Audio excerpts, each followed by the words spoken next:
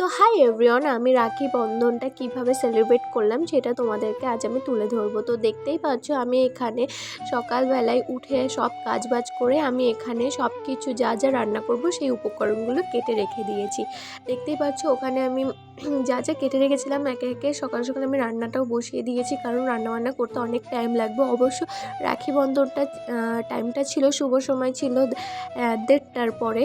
তো তখনই আমি পড়াবো, তো তার জন্য আগে থেকে রান্না করব, কারণ একা হাতে কত কিছু সামলাবো। তো এখানে দেখতে পাচ্ছ গাজর ভেজে, ক্যাপসিকাম, বিনস এগুলো সব ভেজে নিয়েছি। আর ফ্রাইড রাইসের জন্য ওখানে ভাতটাও বসিয়ে দিয়েছি, দেখতেই পাচ্ছ। আর এই পাশে আমি আলুটাকে ভেজে নিচ্ছিলাম ভালো করে আলুর দমের জন্য।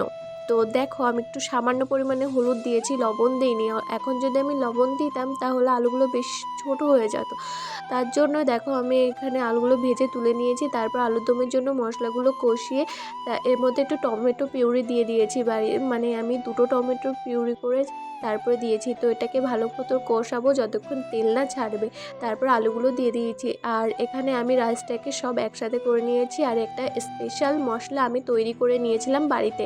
এর মধ্যে ছিল পোস্ত, ধনে আর ছিল জিরে, গরম মশলা সব কিছু। তো ওটা তৈরি করে নেওয়ার পরে আমি রাখি পরানোর জন্য এখানে আমি সব কিছু গুছিয়ে রেখেছি। আর সবাইকে বলছি এখন 1:30টা বেজে গিয়েছে, সবাই বসো। ও আবার লজ্জা পাচ্ছিল। তো এখানে দেখো আমি আলুর দমটা রেডি করে ফেলেছি, ভেজ ডালটাও রেডি করে ফেলেছি। আর এখানে আমি গুছিয়ে নিয়েছি সব কিছু রাখি পরানোর জন্য। দেন সবাই বসে পড়েছে, আমি সবাইকে রাখি পরিয়েছি। আর এখানে আমি যা যা রান্না করেছিলাম সেগুলো সবাইকে দিয়েছি। তো দেখতেই পাচ্ছ আমার যেটুকু সাধ্য হয়, যেভাবে আমি করতে পারি, গোছাতে পারি, সেভাবেই আমি গুছিয়ে সবাইকে দিয়েছিলাম। আর এই যে ভাইকে আমি যে রাখিটা পরিয়েছিলাম সেইটার ক্লিপটা একটু লেটে দেওয়া হয়ে গেল, কারণ আমার ফোন থেকে করা হয়নি। তো দেখতেই পাচ্ছ আমি ভাইকে সুন্দর করে পরিয়ে নিচ্ছিলাম আর বলছিলাম ভাইয়া মেরে রাখি কি ডোর কো নিভানা। যাই হোক, বন্ধন হবে, আমি তো পারি না প্রপার গানটা। তো ভাইকে এরকম বলেই আমি করছিলাম। আর ভাই এখানে ভীষণ লজ্জা পাচ্ছিল। আমি বলছিলাম আচ্ছা চুলগুলো তুই কেমন কেটেছিস, পুরো মা কপালটাই কভার করে রেখে দিয়েছিস, আমি পরবো কী করে। তারপরে আমি চাল দিয়ে যেই টিকাটা পরাচ্ছিলাম সব নিচে ফেলে দিয়েছে। ফেলে দেওয়ার পর আমি ওকে একটা গুঁতোও দিয়েছি, দেখতেই পাচ্ছ। তো ও আবার সেই চালটা আবার মাথায় নিয়ে নিয়েছে। তো দেখো আর আমি বলছিলাম এই আমি তো দিদি হই না, তুই আমাকে প্রণাম কর। তো দেখো আর ওকে পরানোর পর দেন আমি আমার মাকেও পরিয়ে নিচ্ছিলাম, কারণ আমার মা হলো আমার লাইফের এভরিথিং। মানে বলতে পারো আমার পুরো ওয়ার্ল্ডটা জুড়ে হলো আমার মা।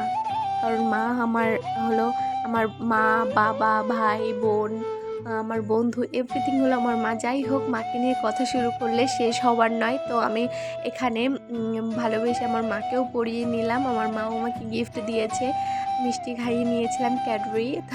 আমার মা খুব খুশি হয়েছে।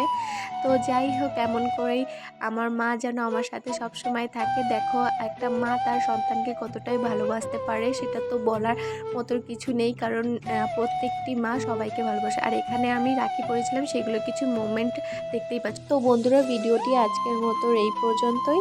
টাটা, সবাই ভালো থেকো।